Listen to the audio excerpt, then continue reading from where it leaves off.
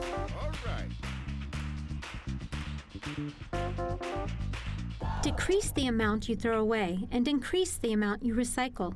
It's a simple concept that students can use in a large number of action plans. Many green teams have set up recycling bins next to trash cans right inside classrooms. However, the biggest amount of waste in schools is found in the cafeteria, where uneaten food is tossed away. But even here, students have discovered a way to reuse that waste as compost. We decided to collect leftovers from the cafeteria and put it on a compost bin. Food is being used that wouldn't have been eaten. Compost is nature's way of recycling. It's the process of breaking down organic waste such as food and grass clippings to fertilize and improve soil.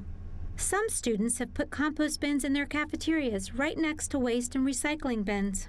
When some kids say they don't finish all their apples, or they have a few grapes or something, then you put them in the compost. In fact, thanks to the students' efforts in composting and recycling at Washington U. Ying School in Washington, D.C., the staff claims to generate very little actual trash. We'll have a bin full of compost, and then we use the compost for our garden. Other schools take this another step further, such as Furr High School in Houston, Texas. Here, the green teams actually go around and collect the food waste themselves and turn it into compost for their gardens. When we collect the apples from breakfast, we fill up a crate or even two with 100 apples. We also collect other foods such as bananas, tacos, and biscuits, and when we put it all together into one wagon, it almost completely fills it up. Some students have realized that they don't have to limit their waste and recycling efforts to just their school. There was a picking up trash thing where we went around the neighborhood and picked up the trash because it's very polluted. Other schools have found it beneficial to take their students on field trips to visit landfills and recycling centers.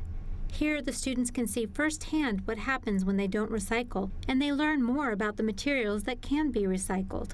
After these visits, students often become inspired with action projects and a desire to share their knowledge with others.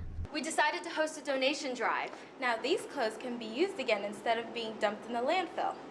Some clothes can actually be made of recycled materials, and so can baskets, coat racks, and even artwork. Student-created reuse and recycle action projects are only limited by their imagination. We have made a roosting coop out of recycled art crates, and also we use leaves as mulch for the chickens to till the land and fertilize and revive the soil. It has taught me that recycling is very helpful to our environment and probably also our wallets.